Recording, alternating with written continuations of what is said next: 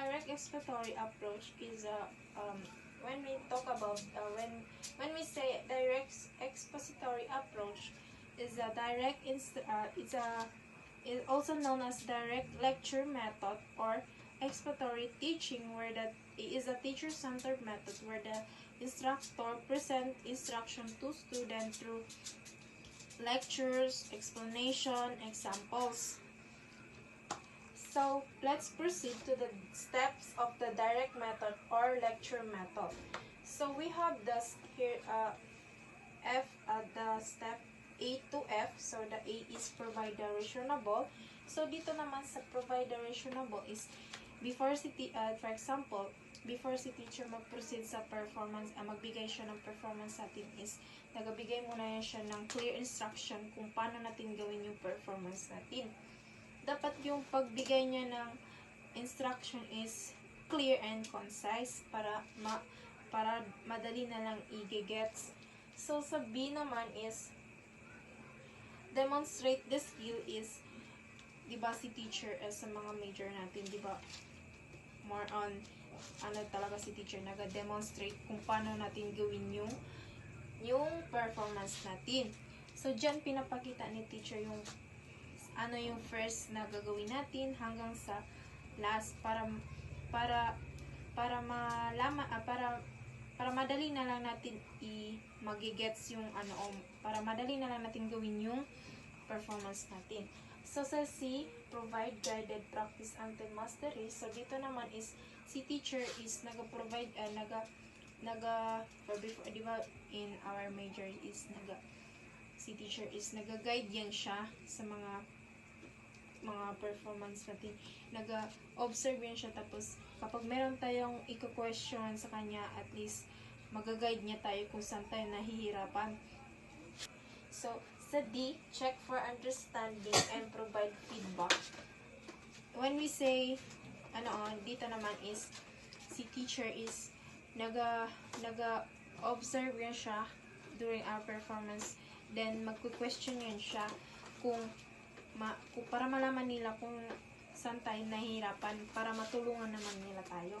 So, sa E naman, provide extended practice and transfer. So, dito naman is si teacher nag-encourage sa students to practice independently and in different context to promote transfer of learning. Then dito naga-provide din siya ng opportunities sa mga student na naga-application of this naga-apply din yun siya dito sa skills. So dito naman sa F naman is assess learning at the end sa MATIB assessment.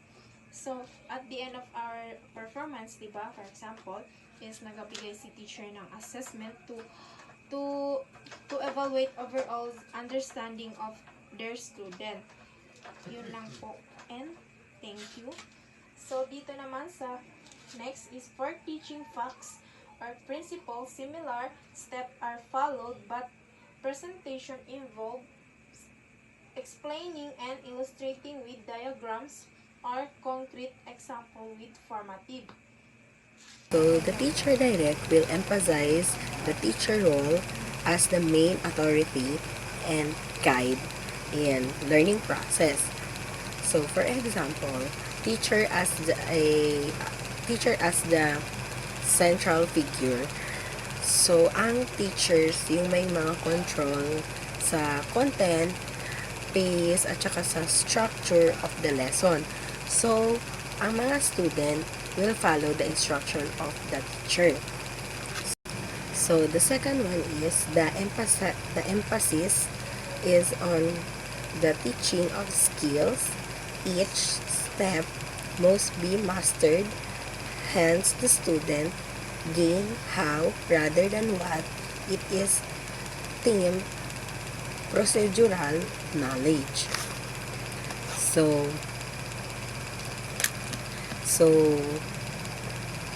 procedural knowledge focus what is mean.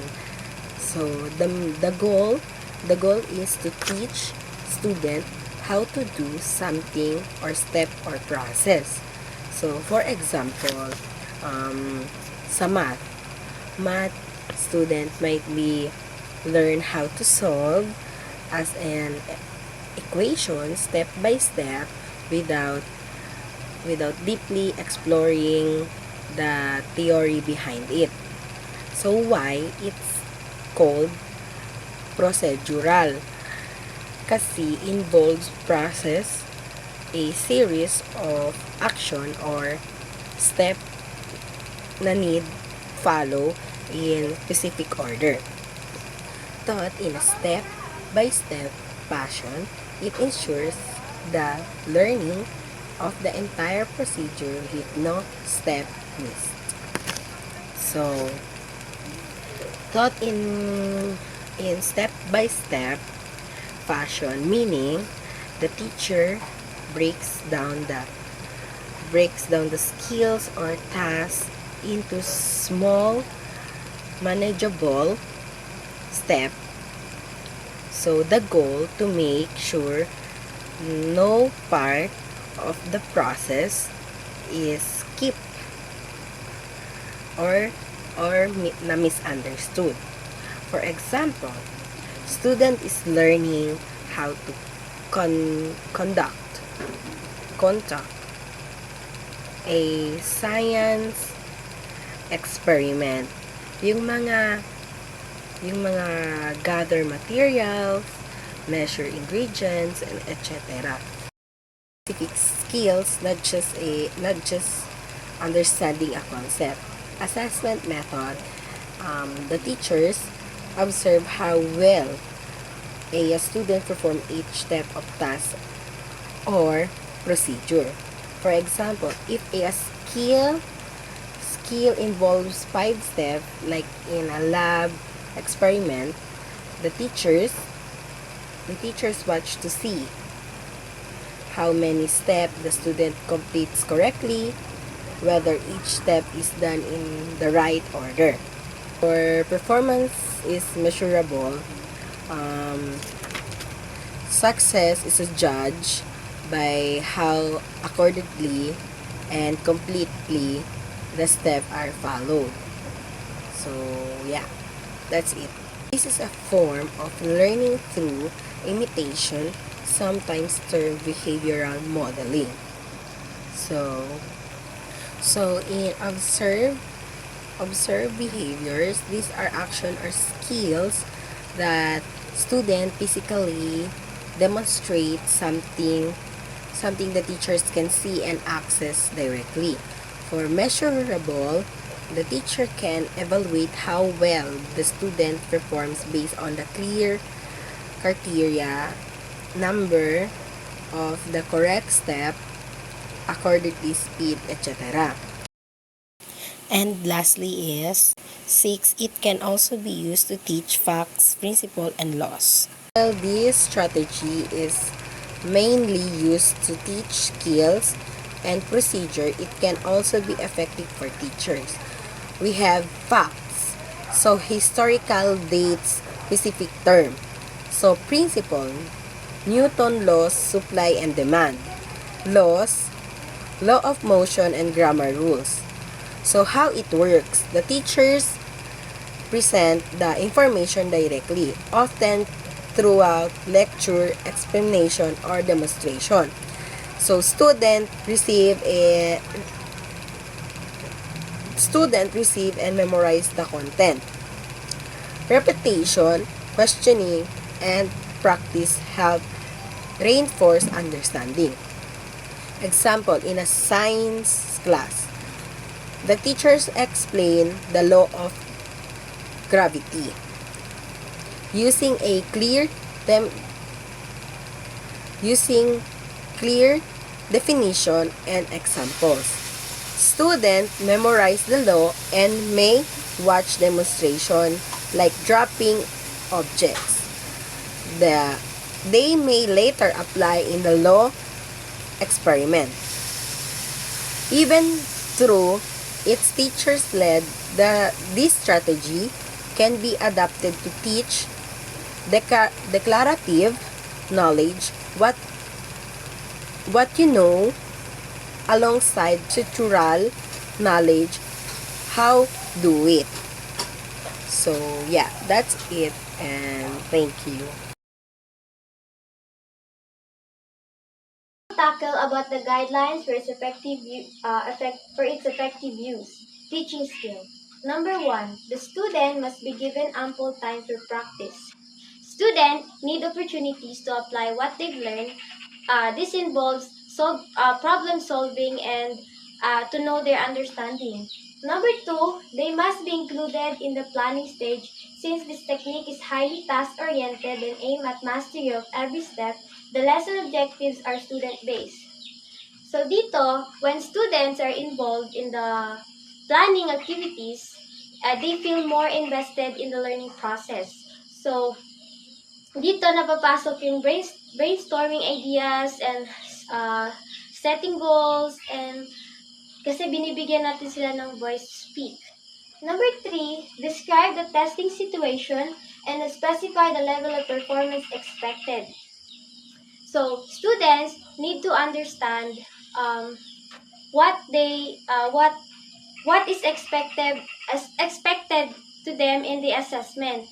So dito na yung by providing clear instructions, rubrics, and feedbacks. So this ensure that all students assess fairly. So dito din is para malaman din ng student yung performance nila. Number 4, divide complex skills and understanding into sub-skills or into its component steps so they can be taught easily with precision. Dito is you need to, the teacher need to be able to have a complex skills because not all this could help students to especially to those who really struggle because hindi lahat ng students is madaling mag-catch up. Some students are magaling siya dito and siya mahina dito, and magaling siya dito and mahina siya dito. That's why the teacher needs the complex skills. Number 5, design all strategy in teaching skills which will eventually contribute to the learning of the entire skill. So a well-teaching strategy involves planning activities like engaging, relevant, and appropriate for students' learning styles and needs. So yun na yung formative assessments, yung quizzes and assignments to monitor the student progress and to adjust the plan as needed. Number 6, before the demonstration, carefully rehearse all steps. The steps should be observed and followed. So dito is, before demonstrating, the teacher need to rehearse the steps to ensure that they can perform smoothly and accurately. So it also helps teachers to anticipate challenges that my student face and prepare effective instructions and support. So number 7, assign practice for short periods of time, then continue learning by imitating others. So dito is by breaking shorter sessions into a focus sessions, it can be more effective than long sessions. Kasi it helps students to focus, provide feedback and encouragement through praises, positively motivated. The student will never get tired practicing.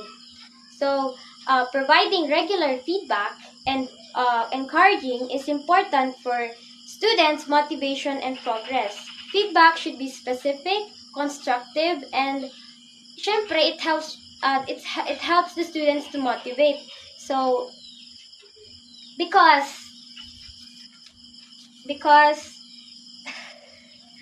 I believe that encouraging students will help to build their motivation and persevere in challenges. So number 9, be able to construct good performance-based tests. So, dito nag-a-assess yung students yung ability to apply their knowledge and skills. So, this could involve yung project making, something like experiment, something making a speech, and next is teaching declarative knowledge, facts, principles, and laws.